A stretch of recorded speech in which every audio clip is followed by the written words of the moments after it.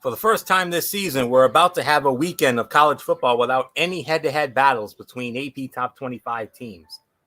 That means it is technically possible that no AP Top 25 squads lose in Week 8. We have no idea whether the starting quarterbacks for number 7 Penn State or number 12 Ole Miss will be healthy enough to go, which would make things more interesting for those two double-digit favorites. While it does look highly unlikely that any team in the top 6 will suffer an L, there could be carnage outside that group. Hello, friends, and welcome to the Week 8 edition of Strictly Sports College Football Thursday. I am your host, Anthony Florio, joined as always by good old MF Michael Fletcher and Michael Bullock.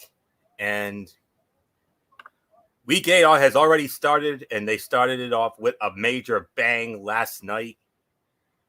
If you didn't hear, for the first time since Week 1 of 2007, Appalachian State did it again.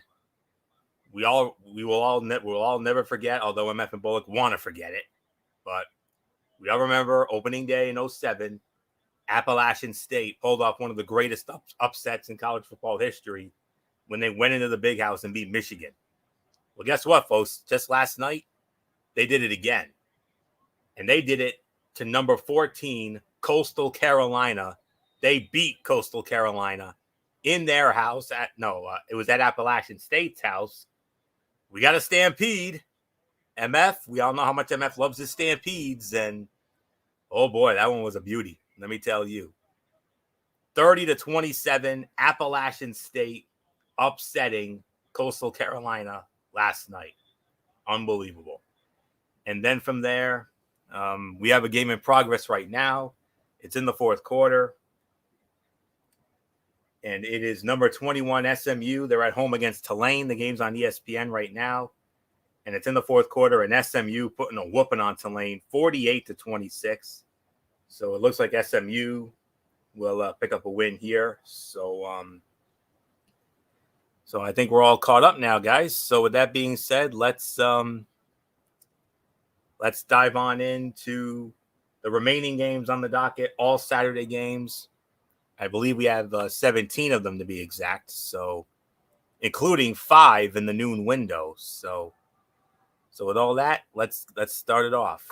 And we are going to start it off with the now number 2 team in the land, the Cincinnati Bearcats. But they got a tough one, though. They got to go on the road against the Navy at Navy Marine Corps Memorial Stadium. This game will be over on ESPN2. Dave Fleming, Rod Gilmore, Stormy Buonantony, I believe, will be there with them. And Cincinnati opening up as a 28-point favorite here. Oh yeah, there is absolutely no question about this one. It's going to be Cincinnati, and in each of its 4 games against non-Power 5 teams this season, Cincinnati has won by at least 35 points. This one could be a little more interesting than usual, though, as Navy has a decent run defense and finished within 1 score of both 5-1 Houston, 28-20, and 6-0 SMU, 31-24. I am certainly not saying the midshipmen will win, but this will be less of a merciless blowout than Oklahoma and Kansas. So Cincinnati rolls 38-7. Cincinnati all over the Navy. So not much more to say. MF, Cincinnati, this magical season continues. They're now all the way up to number 2 in all the land. How about it? Yeah, number 2 in all the land. And like I said, Cincinnati, all they just have to do is just win out. And I think they're going to continue that winning ways. This is an unranked team. This is a team that they should be able to handle with no problems. Navy has been known to stir the pot a little bit, though. They are notorious for the triple option, the wishbone offense, which is very run heavy. Very, very rare. You don't see a lot of passing with Navy. Navy loves to run the football. That's always been their ammo. That's always been their bread and butter. Trust me, I know very well doing the Army-Navy games for a number of years, and I'm going to get to do it again very soon. I think at the end of the day, Cincinnati, if they can stop the run, and force them to throw the football, then there's no way Navy's is gonna hang. If they can't stop the run, and if it turns into a track meet, uh, there might be a small chance of an upset. I'm not calling upset alert, but I would give it at least a glimmer of a hope. I mean, uh, it would be, one of those moments where, it could knock the scoring down a little more, where, we probably have them as 3 or 4 touchdown favorites. But if Navy starts to establish the run, at least it would make it a little more competitive. I still believe Cincinnati will win by well over 3 touchdowns, but it would make the game a little more interesting, to say the very least. But Cincinnati should win it. No problems here. Michael Bullock, I give it to you. Yeah, this unbelievable run of Cincinnati continues, and yeah, I mean all the way up to number 2. I mean, to me, they just gotta like you said, Fletch. They basically gotta win out, and they're definitely gonna be in the college football playoff. So we'll just wait and see how it all plays out. But yeah, they should have no problem here. So there's really nothing more to say. Cincinnati wins. Wario, I give it to you. All right. And MF will start off on our next game. I talked about Oklahoma and Kansas a moment ago. Here we are. And now number 3, Oklahoma Sooners on the road against the Kansas Jayhawks at David Booth Kansas Memorial Stadium in Lawrence, Kansas. This game will be over on ESPN. And on the call for that one, it'll be Mark Jones, Robert Griffin III, and Quentin Kessenich. Oklahoma opening up as a 38.5-point favorite.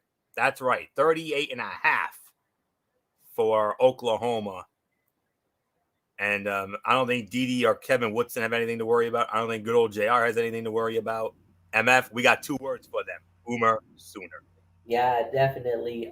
Kansas, I think there was a lot of expectations for Kansas, that maybe they'll do something good at this point, but they just have not done anything up to this point that can be even remotely relevant. Oklahoma's still riding off that massive win in the Red River rivalry, and they're just parlaying that into a really, really good run. I think the only game right now that could probably give them a little bit of trouble is once we get to Bedlam. And even Bedlam, I don't think it's going to be that much of a problem for Oklahoma. But you never know, because Bedlam is, we talk about Red River being a rivalry. Bedlam and Florio, it's just pure chaos in Bedlam.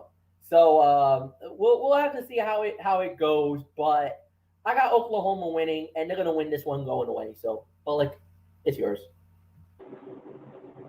Yeah, it's basically Boomer Sooner on Saturday for the Oklahoma Sooners. Yeah, like you said, they got a really good shot of making the college football playoff. But yeah, the Bedlam is going to be the only thing that could derail it. But even with that, I don't see it happening. I see them running the table the rest of the way. So, but you never know. We'll wait and see. So, nothing else to say. Florio, it's yours. Yeah. Boomer Sooner indeed. I mean, what else is there to say? I mean, well, all right. Oklahoma back on track with quarterback Caleb Williams running the show. And Kansas's average margin of defeat against FBS opponents is 32.6 points. Oklahoma has also won 16 consecutive games in this series, all by double digits. That's enough from me on this game, because if you can't say something nice, don't say anything at all. Oklahoma rolls. Boomer Sooner, 55-13. So not much more to say there. All right, gentlemen, here you go. Coming up next, the now number 6 on that, right on that Mendoza line, gentlemen. Your number 6 Michigan Wolverines back home in the big house in Ann Arbor, Michigan Stadium, and they're going to be hosting the Wildcats of Northwestern. Big noon Saturday on Fox. Gus Johnson, Joel Klatt, the All-American girl Jenny Taft. Michigan opening up as 23.5-point favorites. Michael Bullock, Michigan, number 6 in all the land. They're right on that Mendoza line. They're almost there. They just need a little help. But, hey, you got Northwestern. Michigan will keep it rolling, I'm sure. Yeah. Michigan, they're back at home. And, yeah, what a season they're having so far. And, yeah, I mean, they need some help if they want to get into the college football playoff. But as of right now, I mean, they would be in a New Year's Six game. But you never know. But there is one game that I am concerned about going in as the rest of the season progresses. And Florio, you know where I'm going with this. And that is, just want to be sure. Who's the one that's been giving Michigan fits? Ohio State, of course. Damn right, because I always worry about that when they face Ohio State, because lately it hasn't gone Michigan's way. So that is the only team that could stand in the way of them possibly making a college football playoff. But we'll worry about that when we get to that point. But until then, I got the Wolverines winning this one. So Florio, it is yours. Yeah. We'll get to the Michigan superfan in just a moment because I know he's gonna have a bit to say about the matter. But yeah, Michigan is leading the Big Ten in rushing offense by more than 35 yards a game. Northwestern is in dead last in the Big Ten in rushing defense by more than 40 yards a game. Throw in the facts that the game is at the Big House and that Northwestern has only averaged 21.8 points a game against defenses nowhere near as good as Michigan's. And it's not hard to see this one getting ugly in a hurry. Blake Corum, Hassan Haskins, and Michigan's defense cruise to victory once again. 42-10, Michigan all over Northwestern. MF, I mean, I'm sure going into the season you were thinking probably going to be another so-so year for Michigan. But if anybody, including me, had told you that you would be right on that Mendoza line for the college football playoff, what would you have told me? You know, the expectations are always high with Michigan, and every year we're looking to get into the top 4. I think this year, with the way that the team looked, I think we were going to be like, well, I don't think we're going to get there. We could make a run at this, but I just don't think we're there yet. But all of a sudden, here we are at 6. We are right now standing at literally a New Year's Six bowl. We're staring it right in the face. We still got some work to do. We still got some wins that we need to get. We will get this win against Northwestern, and we're going to need a couple of teams to fall. We're going to need a couple of teams to trip up somewhere along the way, at least maybe 2. So, if that's Georgia falling or Cincinnati getting tripped up or, maybe seeing Bama fall for a second time, that'll knock them out because I think they're at 5 right now. Obviously, I would like to see Oklahoma fall somewhere along the way. So if we get there, now we're talking top 4. Now we're talking playoff. Now we're in the catbird seat, and then we just got to win out. But I mean, I just want to take it. The mentality I got right now is one game at a time, one battle at a time that we got to worry about. We can't worry about the future. We got to worry about right now, and we got to worry about Northwestern. And I think we will get the job done. We'll win that game, and then it's upward and onward. So I think I think Harbaugh is probably telling his kids right now, one game at a time. We can only handle what we can only handle, and we got to let the chips fall where they may. Obviously, as a fan, we would love to see chaos at the top because the more chaos at the top there is, the chances of Michigan going higher are even better. So we just gotta keep dominating, keep playing the way we've been playing. We had a couple of tough tests up to this point. We passed them with flying colors. This one is an easy one, but do not take Northwestern lightly and thinking about the next week. We can't do that at this point in the game. And as we're getting closer and closer up to the month of November, November is really crucial moments because we got some big games coming up the pipeline, including the one at the end against Ohio State in the big house this year. If we get that one, man, that'll go a long way to us possibly getting into the four. But right now, like I said, one game at a time. Let's focus on this game on Saturday, and then we go to the next battle. So Michigan wins. Yes, the New Year's Six is we're in New Year's Six, and I know top four is looming, and we're thinking, but we can't get there. Not yet. Let's not think about that. Let's handle our business. Floor is yours. Exactly right. And Alabama, I believe, is number 4. So I believe we'll address them later. But yeah. So indeed. So very encouraging for Michigan to say the very least. So next noon game we have, we're staying in the Big Ten.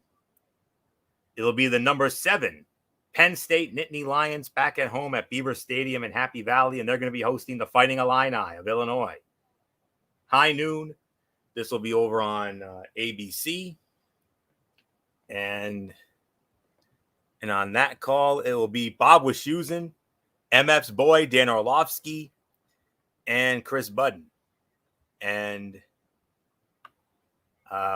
Penn State opening up as a 23-point favorite.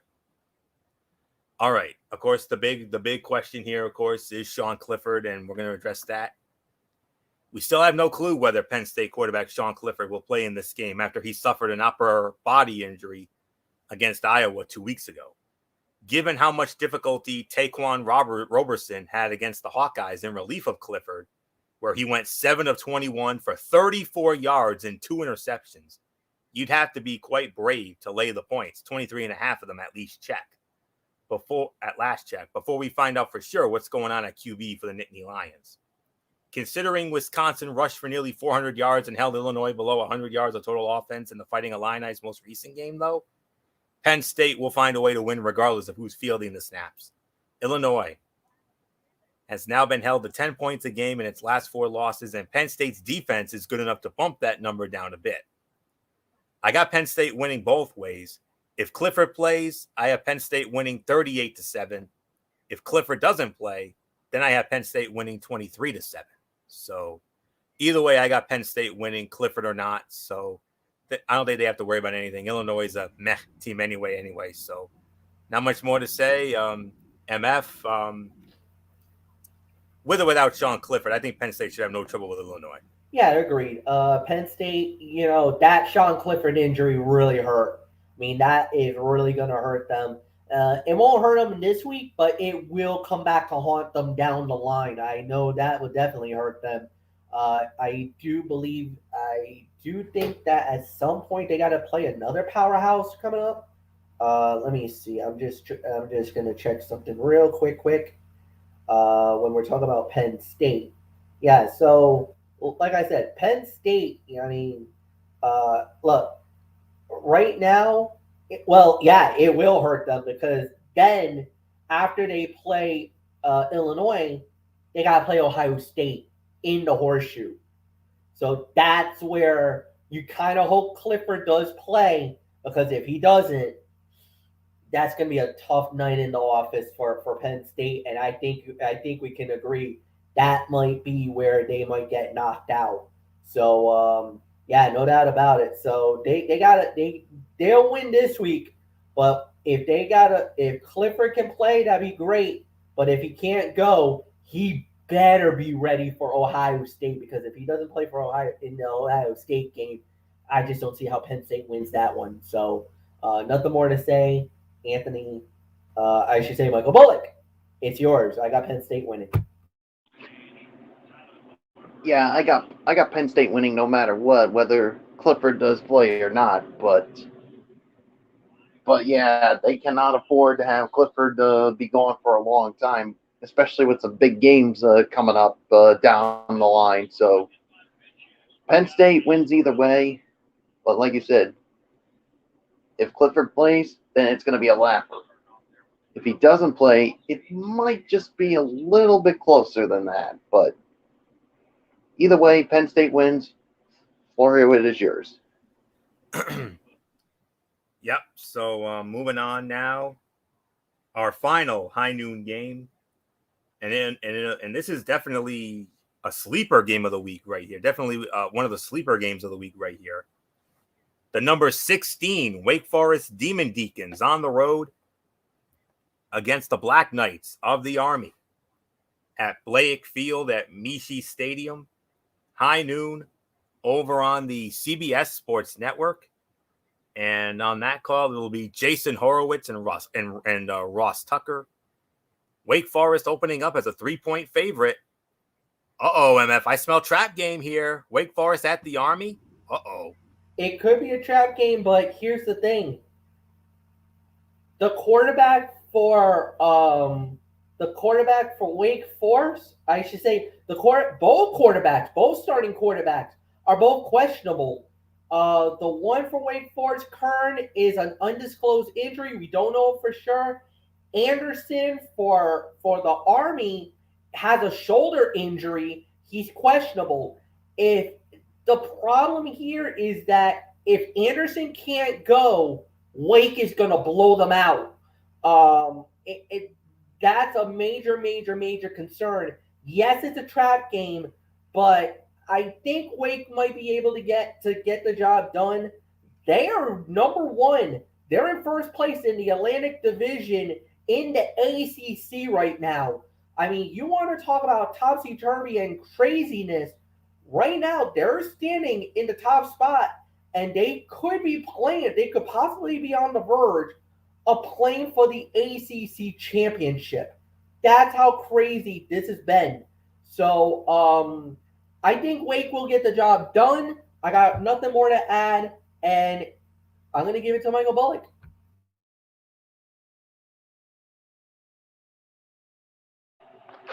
Yeah, like you said, I mean, it could be a trap game, but I think somehow Wake Forest will find a way to win this game. I mean, Army will definitely make it a close one, but I I got Wake Forest winning this one, and I think they will cover it. I think they'll win by a field goal. So nothing else to say. Florio, it's yours. Not so fast, gentlemen. As is the case every year, Army is the ultimate can you defend the run litmus test. If you can't, the Black Knights will rush for more than 300 yards and score at least 3 touchdowns while draining both clock and your offense's patience while it waits out long drive after long drive. But if you can, Army doesn't have a backup plan. This offense will throw the ball maybe once per quarter just to keep the defensive backs on their toes. But the Black Knights are 1-29 in the past 30 games against FBS opponents in which they threw the ball at least 11 times. So can Wake Forest stop the run? Well, no. The Demon Deacons have a great offense that has scored at least 35 points in each game. But their last 2 opponents, Louisville and Syracuse, combined for 101 carries, 562 yards, and 5 touchdowns against them. They narrowly won both of those games. But I think the winning streak is going to end against an even more relentless rushing attack. So, not so fast, my friends, because I'm feeling saucy on this one. I'm going with the Army to pull off the upset here. Army upsets Wake 31-27. So that's my story, and I'm sticking to it.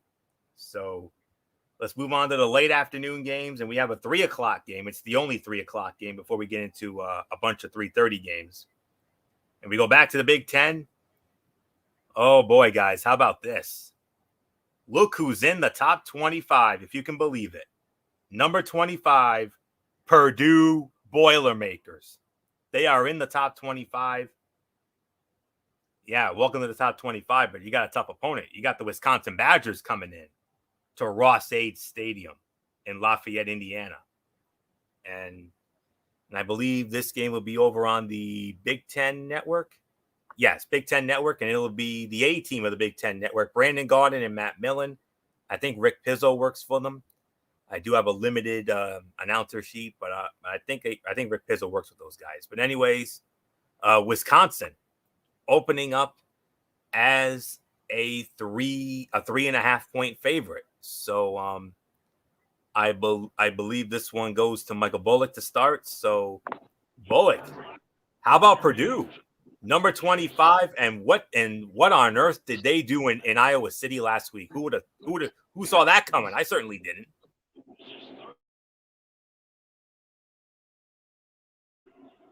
Yeah, I don't think anybody could have predicted what Purdue could have done last week. I mean, but yeah, I mean, and it's been a while since this Purdue has been in the top 25 rankings in college football, but yeah, because of that victory, they and some other things they are in the top 25, and yeah, but they got a tough challenge in the Wisconsin Badgers, so I think Purdue will pull it out, but I would not be surprised if Wisconsin pulls this one out as well. So nothing else to say, Florio. It is yours.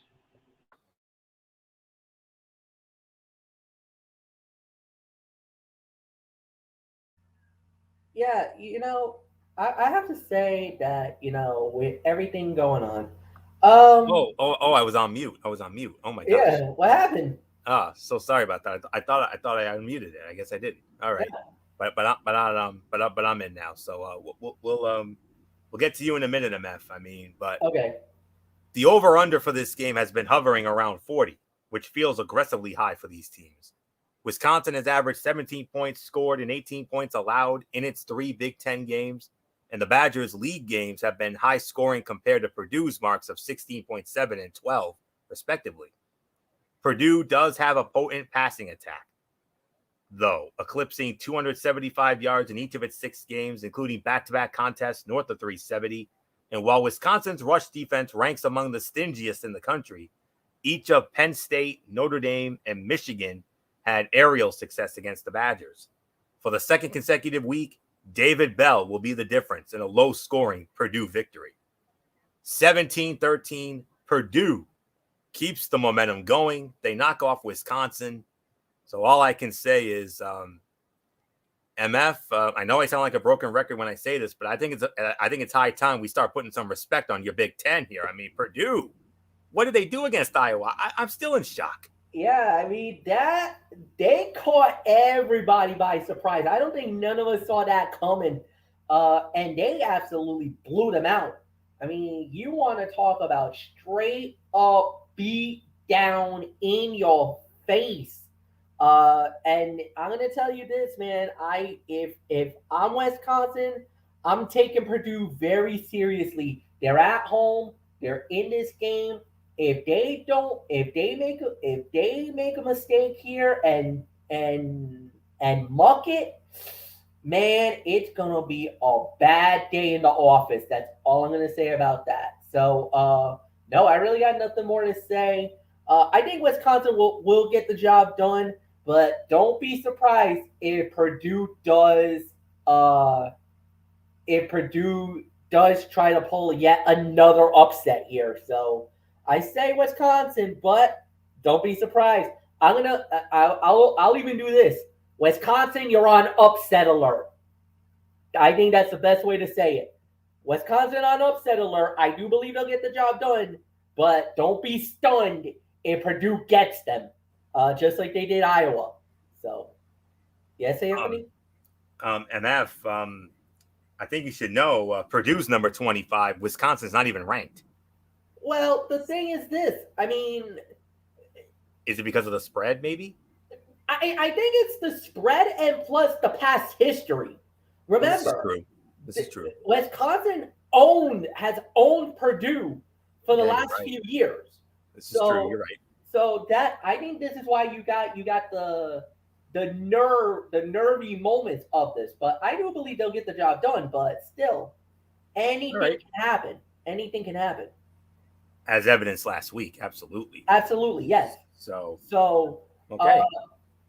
I'm gonna say I'll openly admit that. So and plus, the Purdue thing, could that have just been a one-hit wonder because of the fact that they were so amped up about Iowa, or do we have a legit threat?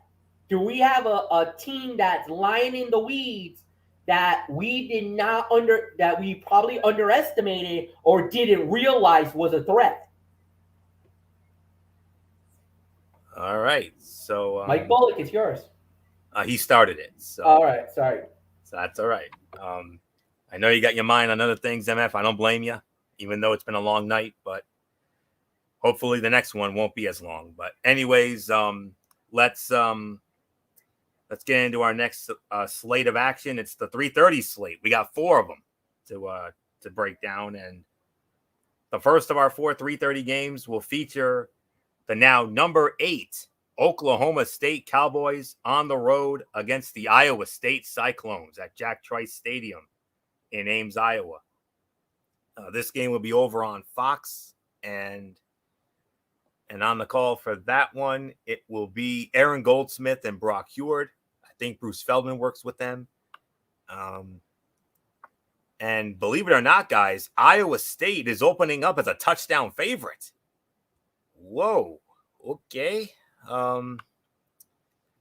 That's a little surprising, but I can certainly understand that. But anyways, all right. The come-from-behind win at Texas was the pop quiz for Oklahoma State. But this is the real test. Iowa State was a preseason top 10 team that was quickly forgotten after losses to Iowa and Baylor knocked the Cyclones out of the top 25. But this is still a good, well-balanced squad that simply had a few too many tough moments against 2 teams that are currently 6-1. Iowa State gains 187.7 more yards a game than it allows.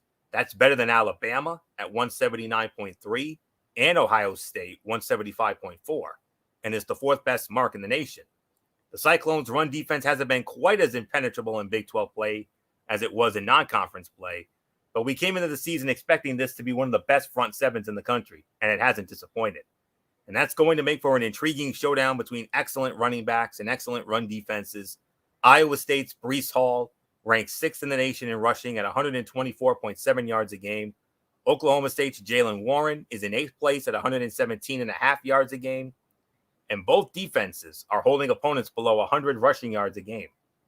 In theory, that'll be a stalemate, and this one will boil down to the quarterback battle and special teams. In the former, it looks like a sizable advantage for the home team, as Brock Purdy has only had 1 dud this season, while Spencer Sanders has only had 1 good game. But the Cowboys do have quite the return tandem in L.D. Brown and Brennan Presley to potentially balance things out. But considering that Iowa State is opening up as a touchdown favorite and they're at home, I'm going to pull the trigger and call for another upset. Give me Iowa State to pull the upset, 24-21. Iowa State upsets Oklahoma State and gets back in the race. So there isn't much more to say. I mean, MF, Iowa State, a lot of fanfare around them. They were a top 10 team at the start. And then Iowa and Baylor knocked them around and they fell off the radar. But I got the cojones. I'm going to do it again. I'm pulling another upset here. Iowa State pulls it off. And should they pull it off, MF, do you think Iowa State will be back in the polls? I believe so. Yes. Look, Iowa State's probably, I want to say, in that 26 to 30 range outside of the top 25. But if they get the job done and if they win that game and to win in the magnitude that they need to play in, if they get this game, there's no doubt in my mind, you could put Iowa State back in there. But you're going up against Oklahoma State. The Cowboys are undefeated. They have not lost the game, but they are. They're one of their best running backs is out. I think this is one of their top wide receivers is right now. It's basically nobody really knows how that's going to play out. He's right now questionable, undisclosed injury. I kind of feel like, look, I don't want to go there. I think Oklahoma State is being somewhat disrespected because a lot of people thinking Iowa State's going to win it, and I think that is a little bit of a foolhardy decision. Uh, I hate to say this, but is it possible that they might be giving bulletin board material to Oklahoma State, saying, "Look at the nation, look at everybody here. They do not respect you. They think you guys are overrated at number 8, and now they think you're going to lose in Iowa City. You got to go out there and you got to make a statement." And I think that, unfortunately for Iowa State, I think the pollsters, the critics, the whoever you want to call them, I think they might have just started something that might not be a good thing. So this could end up being bad news. We're going to say that Oklahoma State wins it, in my opinion. I don't see the upset here, Anthony. I'm sorry. Nothing more to say, and Bullock, it's yours. Yeah, sorry, Florio. I'm with Fletch on this one. I don't see an upset happening here. I mean, like Fletch said, I think Oklahoma State's going to come out and they may make a big statement because they feel like they're not getting the respect they deserve. People think maybe Iowa State has a chance for an upset. And I think that's what they're going to do here. And there will be no upset, gentlemen. And as a matter of fact, I'll even go as far as to say this one.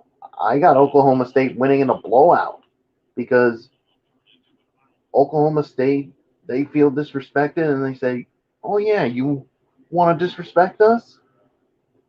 We're going to show you what we're made of." So I got Oklahoma State winning, but I think it's going to be a laugher. So Florio, it is yours. All right, fair enough.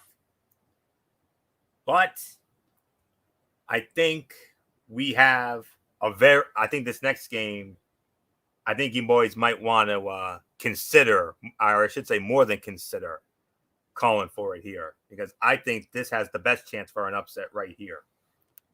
Our next 3:30 game will be over on ABC, and it'll feature the now number 10 Oregon Ducks on the road against the UCLA Bruins in the Rose Bowl in Pasadena. Chris Fowler, Kirk Herbstreit, Holly Rowe, they're going to have it. UCLA opening up as a 1-point favorite.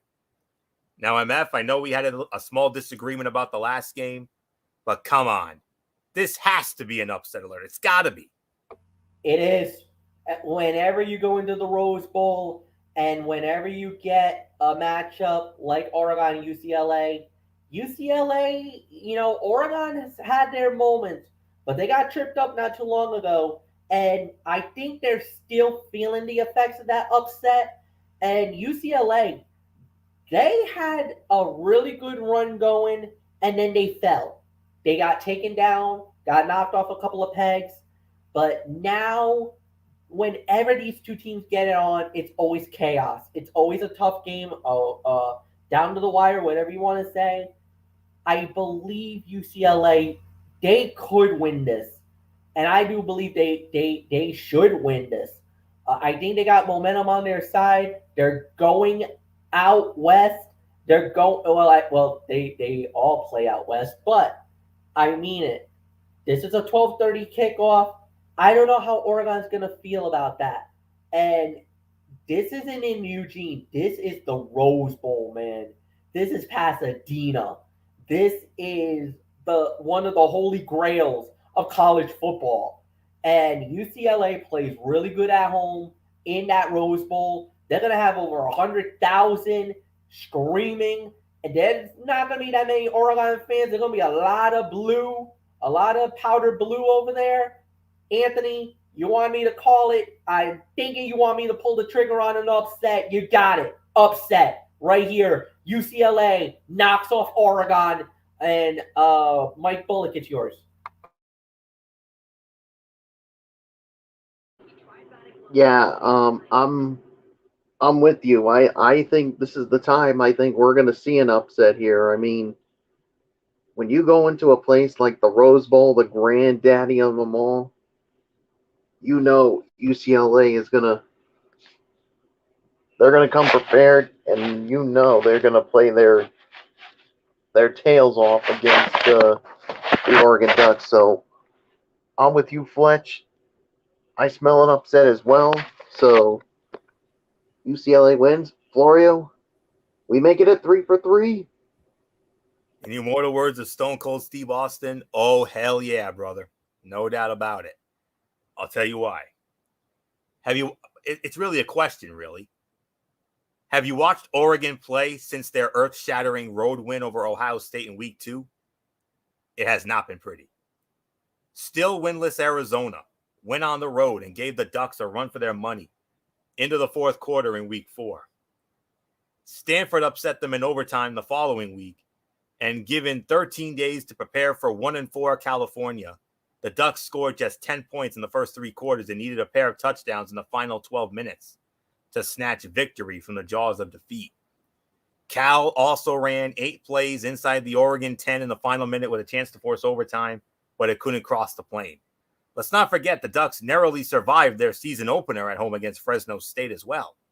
The moral of the story is that the Oregon-Ohio State result feels like an even bigger anomaly with each passing week, and I have no faith in the Ducks to get this road win over UCLA. Sorry, Eric Carrier, but it's true.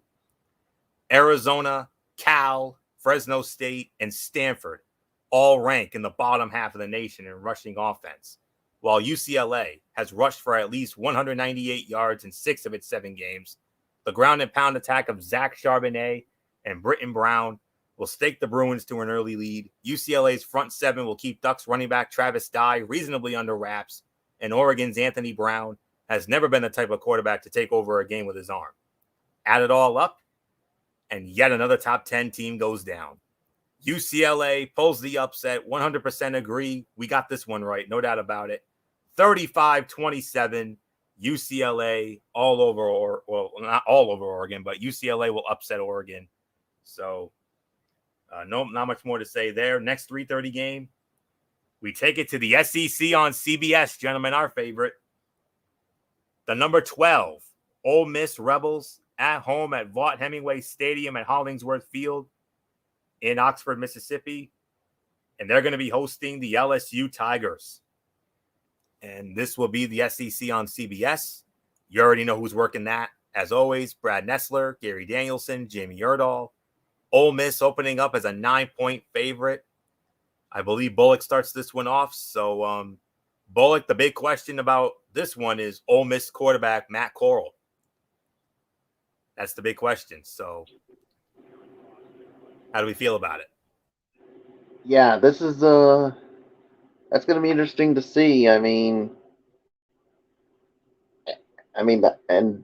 if he doesn't play, that could be a little troubling for Ole Miss, and I think this is where I think LSU can capitalize and pull this one out, especially since they are the home team here. So yeah, so part of me wants to go with the upset here, but another part of me wants to go with Ole Miss. So I'm gonna reluctantly go with Ole Miss, but I would not be surprised if LSU can pull this one out. So Florio, it is yours. Yeah, it's tough. Ole Miss quarterback Matt Corral left last week's win over Tennessee for a play with an undisclosed injury. He's not in very good shape, Ole Miss head coach Lane Kiffin said Monday, per Nick Suss of the Clarion Ledger. He hasn't been for the last 2 days. You guys know how we are on injuries. Hopefully he will play, but I don't feel good about that right now. It's kind of hard to know what to make of this game with that news coming out this past Monday, considering Corral is one of the top candidates to win the Heisman Trophy, leading the Rebels in both passing and rushing. If he can't go, would freshman Luke Altmaier get the start, or would they perhaps put John Reese Plumlee back there, since he has way more in-game quarterback experience and because his proven ability to run the ball would be useful against this LSU defense? Also, did losing wide receiver Keyshawn Butte to a season-ending leg injury somehow force LSU to realize it can run the ball when necessary, or were those 321 yards against Florida just a fluke?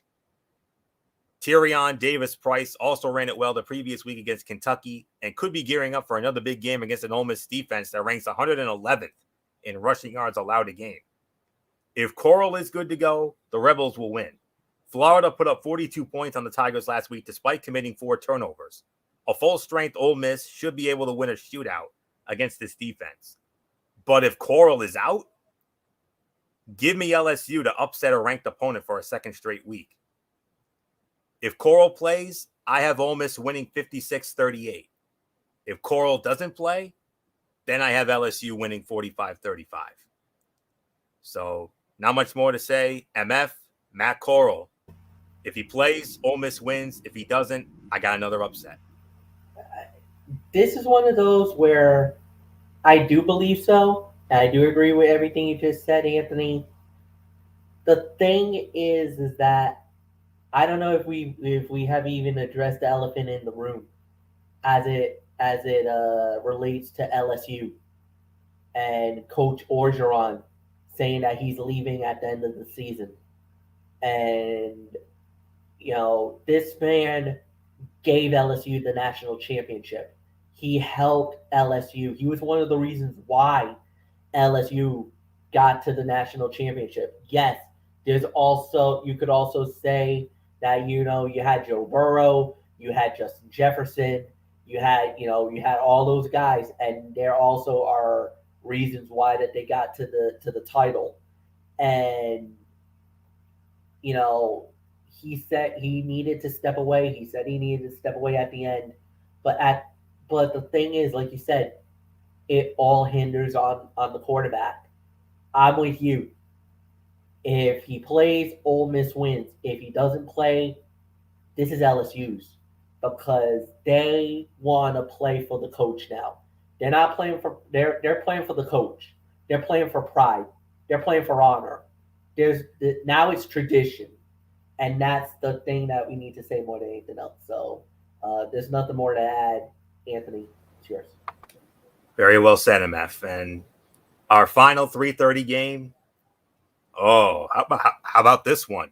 Over on ESPN, it'll be the number 23 Pittsburgh Panthers at home at Heinz Field in Pittsburgh, and they're going to be hosting the Clemson Tigers.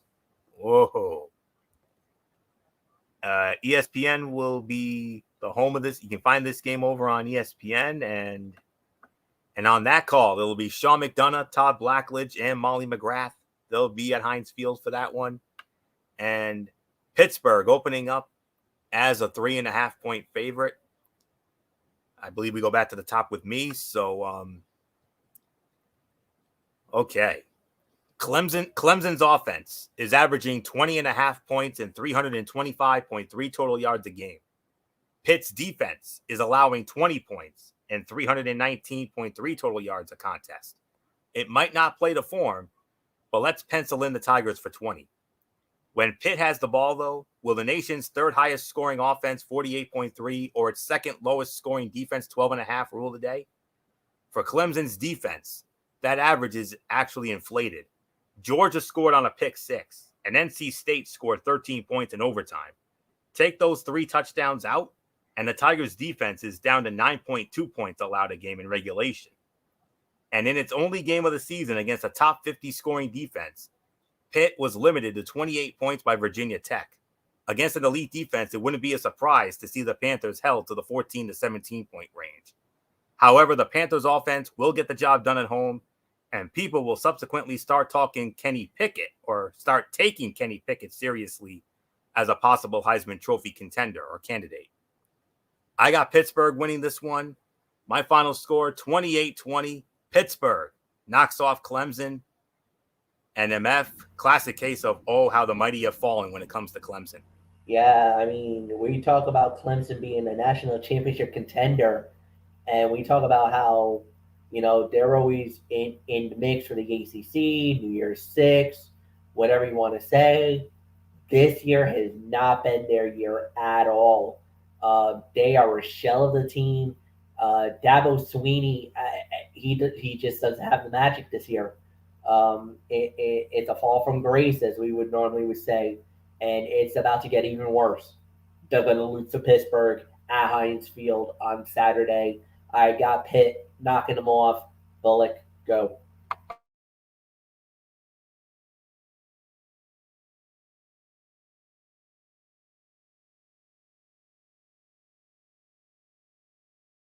Bullock, are you there?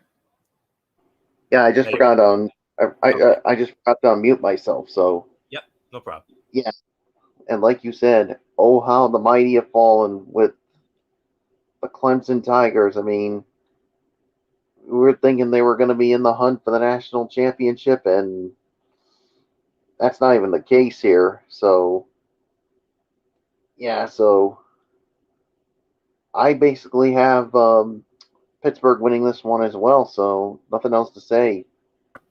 Floria, what's yours? All right. And I think that clears the 3:30 slate. Yes, it does. All right. So now we move on to the primetime slate, gentlemen, and that's where we'll wrap up the show. We have 2, 3, 4. We got 7 games left, and we have 3 of them at 7 o'clock.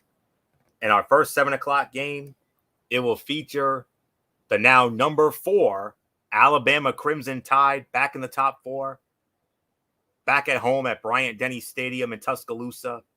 They're going to be hosting the Tennessee Volunteers. Ooh, good one there. That'll be over on ESPN.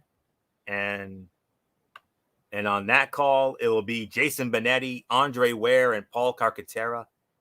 And Alabama opening up as a 25-point favorite. MF, Bama, you remember a couple weeks ago, they had that demoralizing loss to Texas A&M. Bounced back with an easy win. Now they're back at home. Tennessee coming in. They're right back where they want to be. They're back in the top 4. So now I'm at all Bama. Now that Bama's back in the top 4, the only way they can stay there, of course, the classic, the infamous control their own destiny. Bama's back in there. Can they stay there, MF? As we started off with you.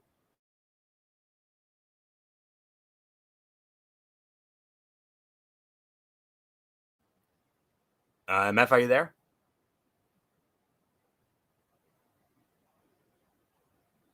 He might have stepped. Okay, there he is. All right.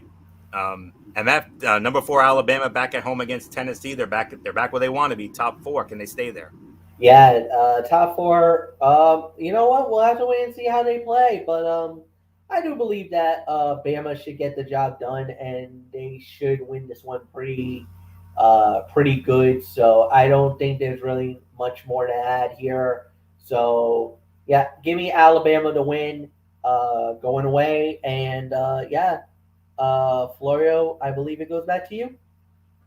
Bullock.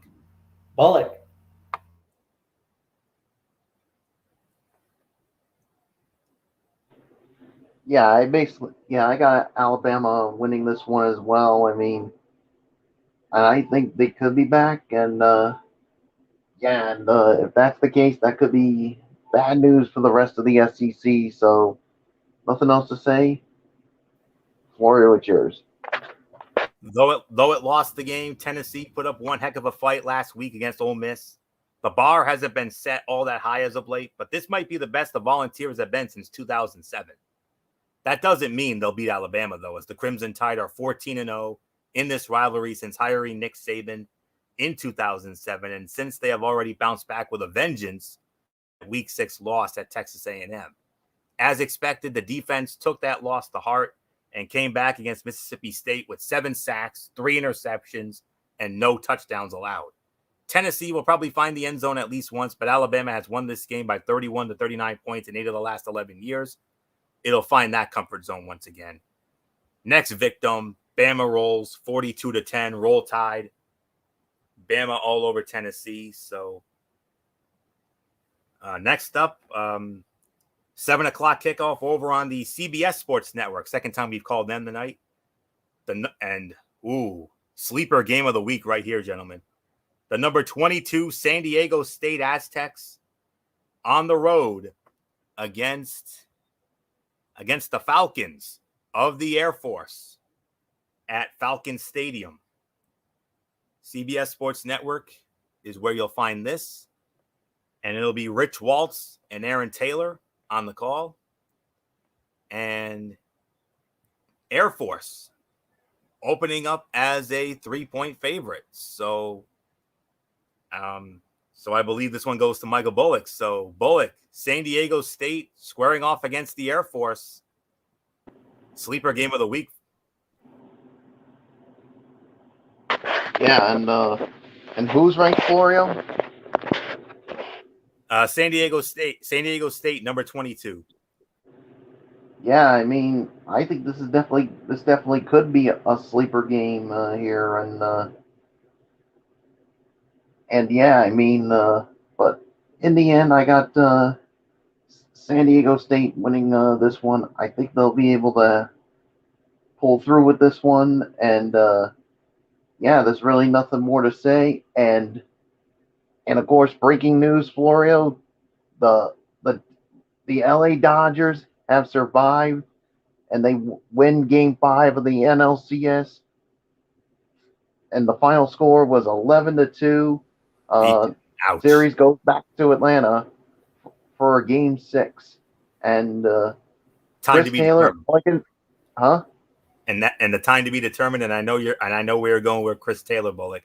Chris Taylor had himself a Reggie Jackson kind of night tonight. Yeah, well, I was gonna say, have yourself a night, Chris Taylor.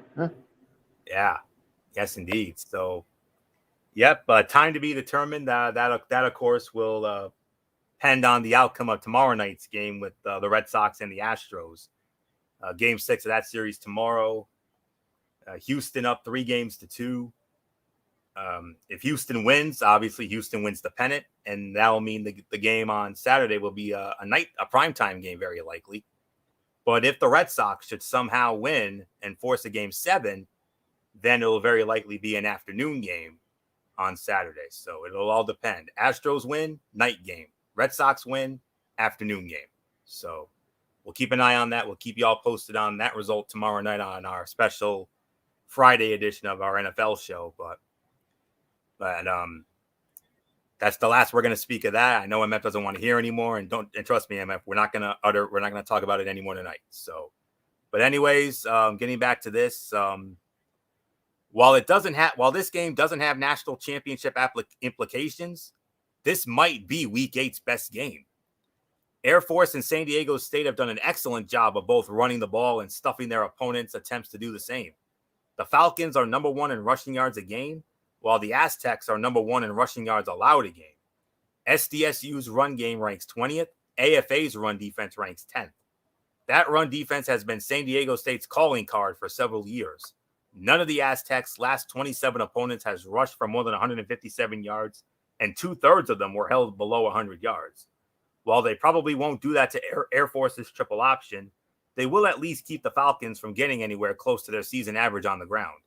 If and when these offenses are forced to take to the air, it's advantage San Diego State, which has won 8 consecutive, mostly razor-thin games in this series. In the 3 most recent matchups, Air Force has completed just 15 of 34 pass attempts for 130 yards, no touchdowns, and 2 interceptions. San Diego State will eke this one out. I say they'll steal one at the Air Force. 28-24. San Diego State barely survives the Air Force. So not much more to say. MF, sleeper game of the week right here. San Diego State at the Air Force.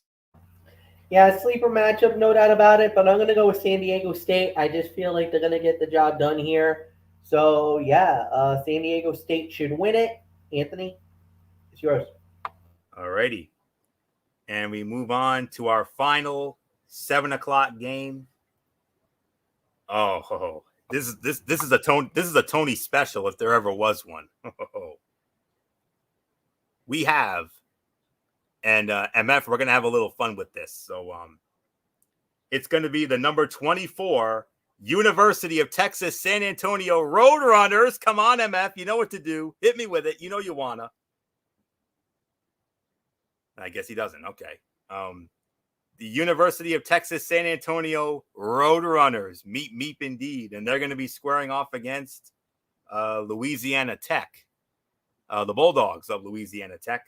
This will be over at the Joe Aylet Stadium. We don't often call Louisiana Tech, but we are in this case. This game's going to be over on the Stadium channel. I think that's one of those streaming service channels or something like that. It's Stadium. That's the name of the channel. Chris Hassel and Patrick Murray are going to be your announcers for that one. And the Roadrunners are opening up as a 6.5-point favorite here. So I believe I start this one off. So, okay. So,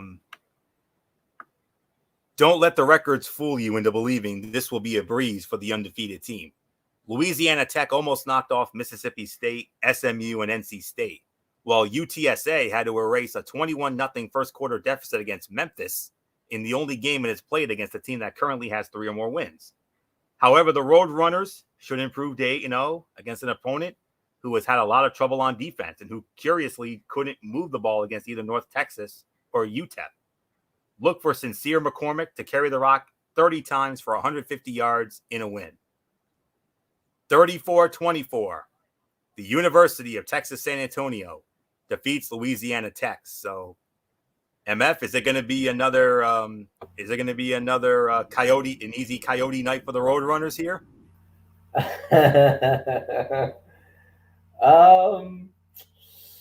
You're really tempting me to do it, Florio. All right. Meep. Yep, it's gonna be the Roadrunners. Yes, sir. I'm gonna give it to it. There's really nothing more to say. Yeah, I'm gonna say it's gonna be UTEP. I think they're gonna UTSA. UTSA. They should get the job done. They'll win it. Yeah. There's really nothing more to add. I cannot believe I just did that. Go Bullock, it's yours. Yeah, I got Texas San Antonio winning this one as well. So yeah, so there's really nothing more to say. So I'm just gonna give it to you, Florio. Oh, meep indeed. That's all there is to say on that. So all right, that'll conclude the funny haha portion of this. Now let's get back into the serious business at hand. And by the way, I just want to check one quick thing here. Whoa. All right, this is all over the place. All right, I think I got everything here. I just wanted to follow up. SMU. I was looking for the SMU result because I never really called for a final score. I think I got it here now. SMU won, by the way. The final score was 55-26. SMU knocked off Tulane. So just wanted to clear that up. All right, now let's get into our final 4 games of the night. And we move on to college football Saturday night on ABC. Maybe not the game of the week, but still it's the ABC Saturday night game. The number 5 Ohio State Buckeyes on the road against the Indiana Hoosiers at Memorial Stadium in Bloomington, Indiana. And this game will be over on ABC, of course. And on the call for that, it will be Dave Patch, Dusty Dvoracek, and Tom Luginbill. And Ohio State opening up as a 21-point favorite. All right, MF. Now we can get back into the serious business here, and it don't get no more serious than Ohio State. I mean, Ohio State at Indiana, they're a 3-touchdown favorite. MF, can the Buckeyes keep it going?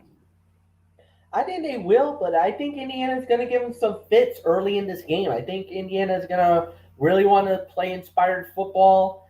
They're really going to want to give the Buckeyes a lot of big time scare here, but I think Ohio State's just going to be too strong, too powerful. Once it gets really later in the game, they're just going to grind them down right towards the end, and that's going to be the end of that. So yeah, at the end of the day, I'm going to say it. I got the Ohio State Buckeyes winning the game. Bullock, it's yours. Yeah, I got Ohio State winning this one as well. I mean, I think they should have no problem with Indiana. So, Florio, it's yours. Yeah, it's Ohio State. Ohio State will win, but this won't be its fourth consecutive game with 52 or more points. Indiana has faced a murderer's row of opponents, losing to, listen to this lineup, guys: Iowa, Cincinnati, Penn State, and Michigan State. But the Hoosiers have held those 4 highly ranked opponents to 29 points and 320 yards of total offense a game. This is a legitimate defense. The offense is a mess, though, and the passing game has been particularly horrendous against those marquee opponents, with an overall line of 75 of 159, 47.2%, for 763 yards, 2 touchdowns, and 10 interceptions. I still have my doubts that stifling the offenses of Akron, Rutgers, and Maryland was proof that Ohio State's defense has improved significantly since the loss to Oregon, but the Buckeyes should have little trouble keeping the Hoosiers from running up the score. 41-13, Ohio State all over Indiana. They're also on that Mendoza. How about that? How about this, guys? Ohio State and Michigan both on that Mendoza line when it comes to the college football playoff. So, how about that? So, all right, guys. By default, I mean, I know we haven't had, any overly exciting, intriguing games, but by default, I think we have to consider this next one the game of the week because of all the history of this, because it's one of the greatest and most well-known rivalries in the history of the game. The number 13, Notre Dame Fighting Irish, back at home at Notre Dame Stadium, under the lights, hosting their greatest rival, the USC Trojans.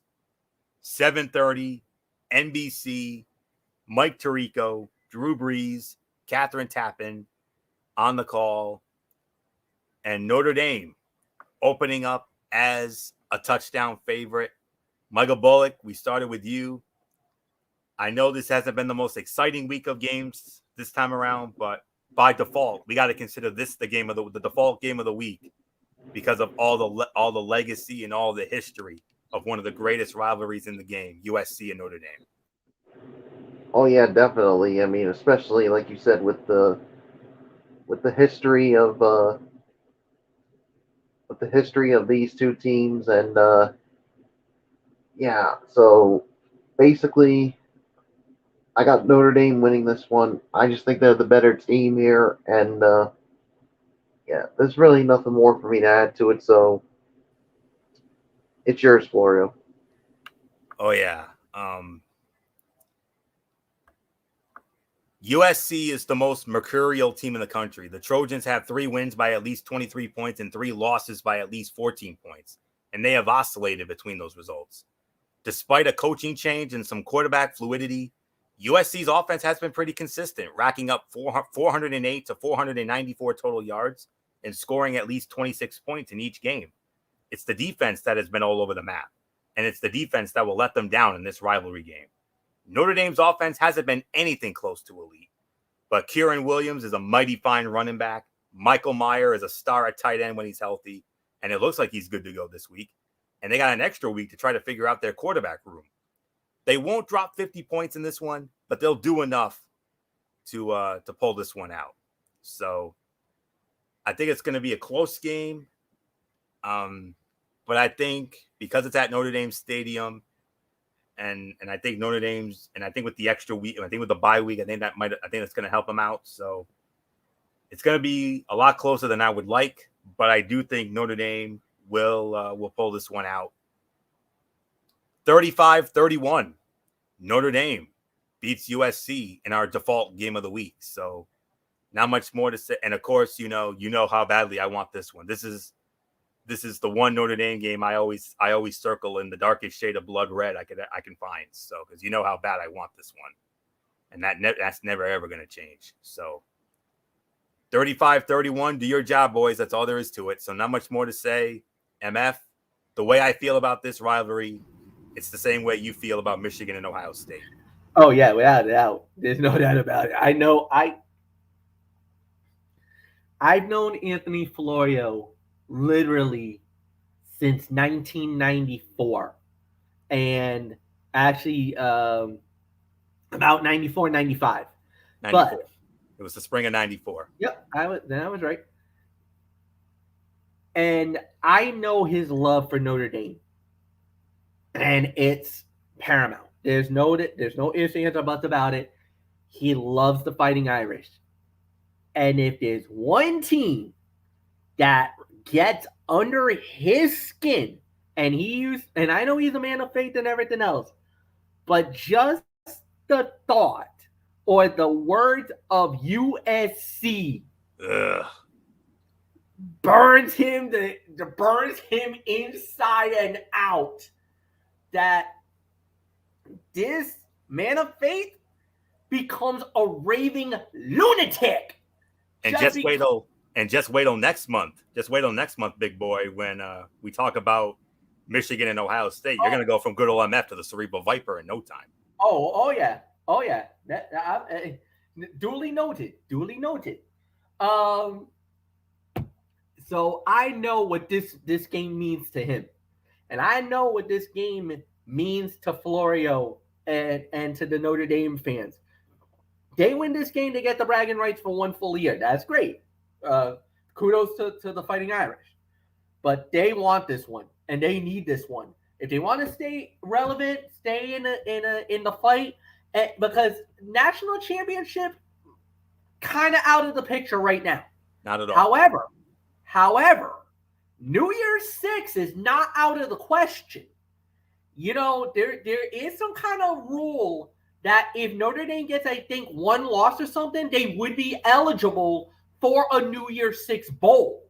So, as long as Notre Dame keeps winning, there's a chance they can get in. Now, if they're undefeated, they automatically play in the playoff. And we've seen them in the playoffs a number of times.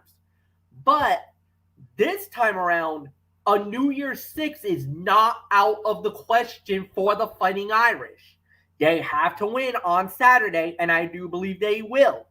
I just feel like they're stronger, they're better, and I do believe that, you know, they'll have just enough to get by USC. So yes, Anthony, I'm with you. I don't think we're gonna see one of those that game like. And I remember the infamous QB sneak where Reggie Bush illegally pushed Matt Lyon over the line. Amen, brother. Amen. To win that game. Yes, I know Notre Dame fans are still biatching about that. And I'm still biatching over the Music City screw job from 20 years ago. Mm-hmm. So I remember that. So I'm trying to. This is the one rare time I'm trying to be on the nice side of Notre Dame fans. Don't expect that to ever happen again either, Notre Dame. But Notre Dame will win. They will beat USC. There's really nothing more to add. So, Florio, I believe there's a couple of games left on the docket. Yes, indeed. Mm-hmm. All right. And next up, 2 games left, like MF mentioned. And our next one will be over on the SEC network, 7:30 kickoff. The number 17, Texas A&M Aggies, back at home at Kyle Field in College Station for the first time since the upset. And they're going to be hosting the Gamecocks of South Carolina. And this one will be over on the SEC network with Tom Hart, Jordan Rogers, and Cole Kubelik.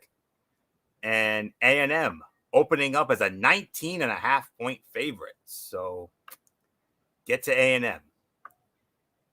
Between the recent wins over Alabama and Missouri, it's clear Texas A&M is figuring out this offense thing. It felt like quarterback Zach Calzada gained about 3 years worth of experience in that performance against the Crimson Tide. And then running backs Isaiah Spiller and Devon Achaney paved the way against the Tigers. It was a 180 from what we saw from the Aggies through the first 5 weeks. The same cannot be said for South Carolina, which has yet to reach 24 points against an FBS opponent this season. The Gamecocks defense also allowed 40 to Georgia and 45 to Tennessee. So this could get ugly if A&M continues to cook. Texas A&M rolls 35-13, A&M all over South Carolina. MF, A&M keeps it rolling at home. I do agree. I do believe they will, and there's no doubts in my mind on this one. A&M wins easy. Bullock is yours. Yeah, I got Texas A&M winning this one as well. So, yeah, there's nothing more to add. On to the last game for you. Yep, final game of the night, and it'll feature the number 18 North Carolina State Wolfpack, NC State, but they're going to be on the road against the Miami Hurricanes, Hard Rock Stadium, Miami, Florida. This game will be over on ESPN2. And on the call for that, it'll be Anish Shroff and Mike Golick Jr.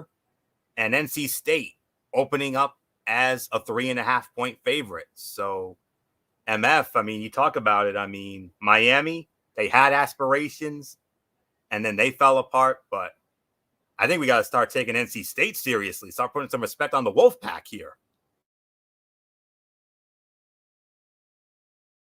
I'm just gonna say this, man.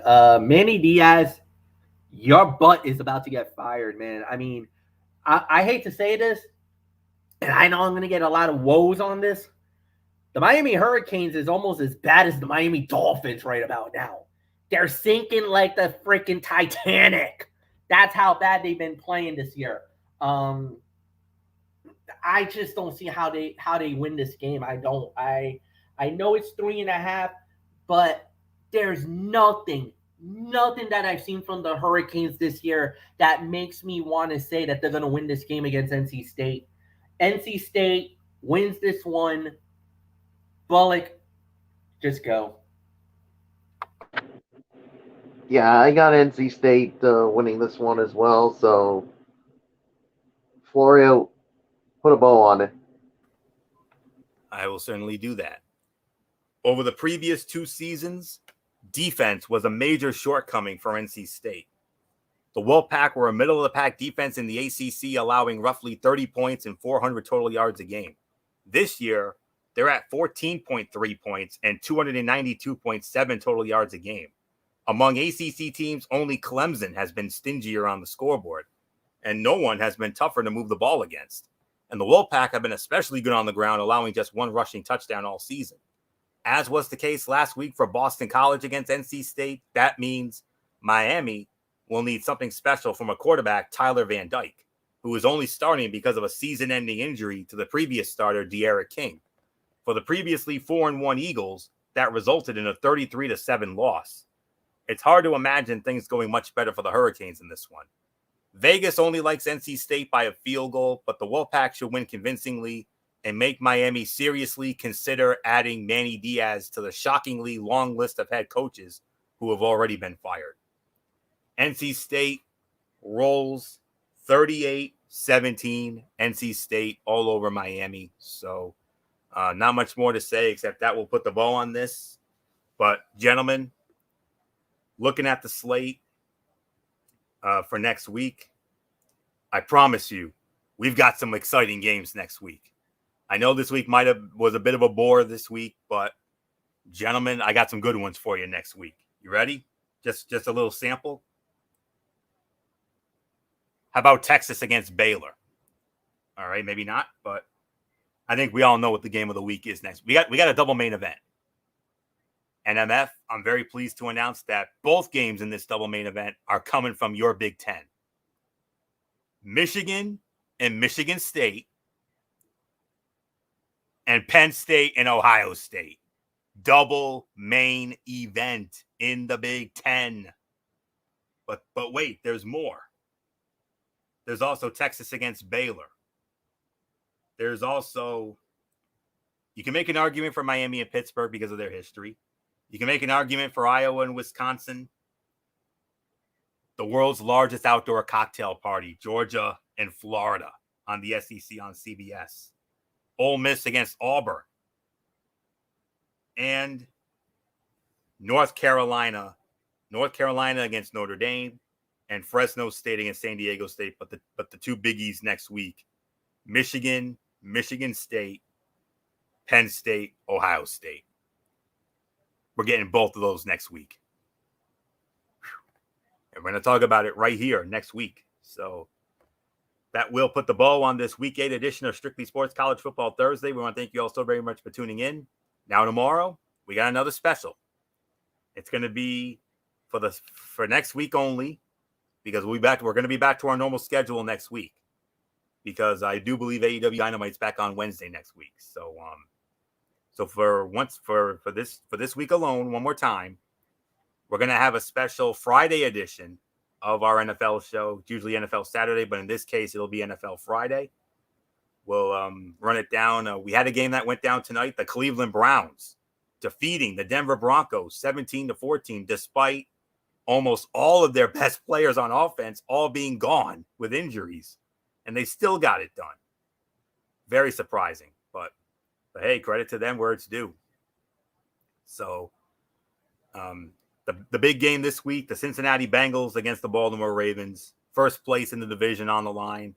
Some other intriguing games. We'll get into that tomorrow night. No show on Saturday. We're taking Saturday off. We would usually do a show on Saturday, but we're not going to do that in this case because, it's a big night because of the Impact Wrestling Bound for Glory pay-per-view. I don't want to miss that, so we're not going to do a show on Saturday. So we're going to be back on Sunday night. Time to be determined. And we are going to have a special Sunday night edition of the Wrestling Forum. I don't know if we'll get into NXT. We might not. But we are going to get into the Crown Jewel pay-per-view. We're going to get into Friday Night SmackDown. We're going to get into AEW Rampage and AEW Dynamite. So we're going to get into all that on Sunday night. Monday night, Ridiculously Raw. Wednesday, the return of Wednesday Night Mayhem, NXT, and Wednesday Dynamite, AEW. And then this very program next week. And then the Cerebral Smack Talk will be back on Friday and the NFL on Saturday. So that's it. So until tomorrow night for our special Friday edition of NFL Saturday, it's Anthony Florio here signing off on behalf of all of us here at Strictly Sports and the Wrestling Forum. Good old MF Michael Fletcher, Michael Bullock, and in spirit, Dee Woodson and Derek Ferrera. You know the routine, everybody. Thumbs up. Talk to you later. Yeah. Throw it up Fortune 4 style. Bye for now, my friends. God bless. Be good to each other. Have a blessed Friday. And until tomorrow night for the Friday edition of NFL Saturday, you've been watching Week 8 of Strictly Sports College Football Thursday right here on the Tone 25 on YouTube and StreamYard.com. For everybody who's been a part of this one, for now, Anthony Florio, so long, and bye, everybody, bye.